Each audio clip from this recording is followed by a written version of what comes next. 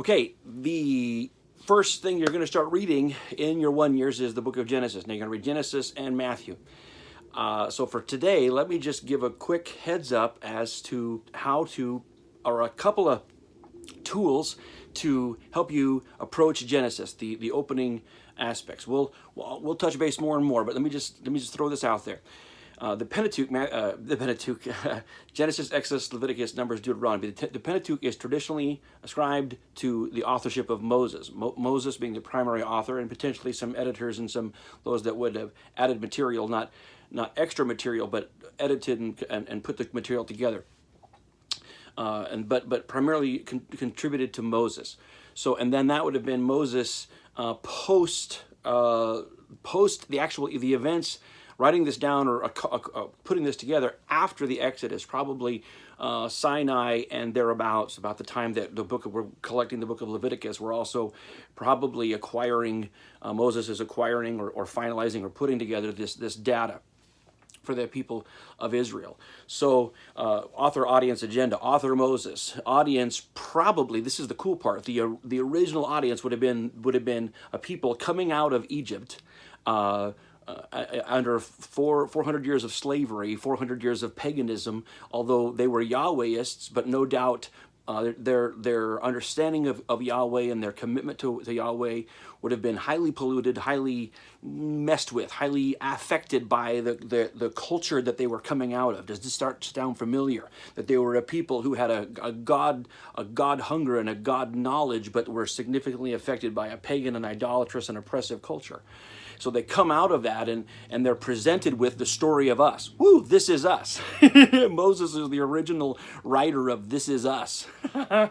And they're reading it and they see, hey, wait a minute, there isn't this polytheistic world that we've been exposed to of good and bad and wicked and selfish deities that we can't even keep track of. There is one God. There is Yahweh. In the beginning, Elohim, he is the creator. He is the designer, ex nihilo. He creates out of nothing, and he creates out of his affection, and he creates with design, and he creates in covenant, and he creates in relationship. But mankind it's not that God has changed his mind. Mankind has fallen, but he is a redeemer, and he is a pursuer. And so it sets up the first 11 chapters of Genesis will set up a general worldview for everyone that will read the text, them and everyone after. But keep in mind, the original audience is not much different than us in terms of coming out of or being redeemed out of, being redeemed out of an enslavement to oppression and idolatry, and discovering that there is a God who's the creator, the redeemer, the initiator. And that he has expectations with his affections, and that he is real, and that he is to be honored, he is to be revered, he is to be known, he is to be adored. He loved us first and most. But Genesis, the first 11 chapters, lays all this out for them, and it lays it out for us.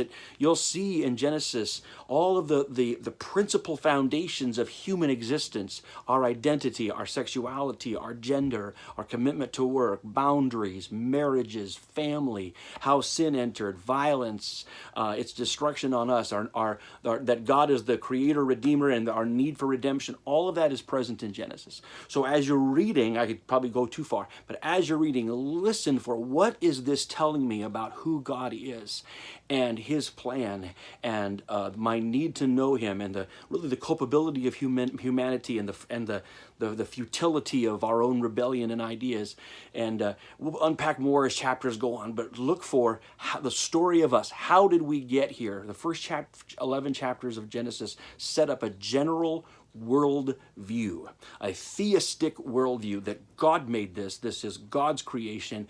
We are not our own. We are his, and it should invite us to wonder and to worship and to discovery, to comfort and to reverence, and all of those good things. So read with joy, and we'll get back and talk about it. If you've got comments, you can put them below.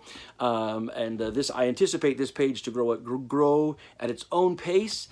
This is just for folks that want a little bit of tools and encouragement as they're going through the scriptures this year together. All right, God bless you. Happy reading.